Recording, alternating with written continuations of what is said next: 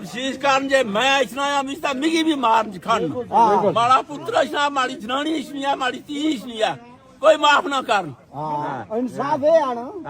आए आए ता इससे माफ करन दाई ने जान दे सा एक अली पे सारी परिया आखना जे तकदीरी माड़े प्यार का मसला है पर मैं माफ कर छड़ा माड़ा बच्चा नहीं वारिस चुको जड़ा ये जानी पूछता है दरबार को पहुंचेगा नहीं जाने पे ये की है दरबार पहुंचेगा बंदे बेगुनाह आई रिपोर्ट दिखा मैं असल बंदे हट का टेक्निक रिपोर्ट कर दिया तो फिर क्या कर सुनो ओ मिल ना बने उधर वाला कत्ल है उधर रिपोर्ट ही दिखने पे पागल है जनी नहीं साडो हां हां असही पागल बनाने ए रानी गल बंदे जो ए पट मजीद राने कैमरे जी आया ता जिदा मल्ली होई ता आज वो मुंडे टके ता तुस अपनी तुस डाडियां लगनियां ना डाडियां लगनी हक बिकियां ना रहने बेगा तो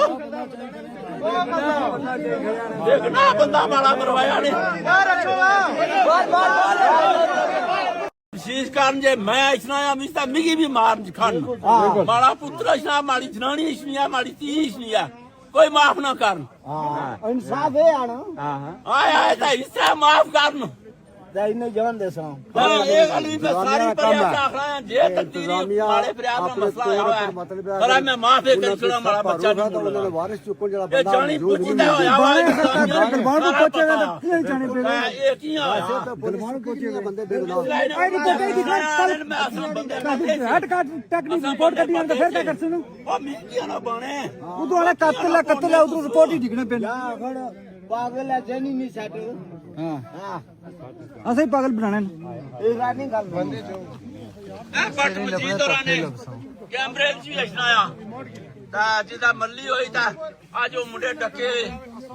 ता तुस अपनी तुस डाडियां लगनियां ना डाडियां लगनी हक बिकियां ना रहने बेगा तो देखना बंदा माड़ा मरवाया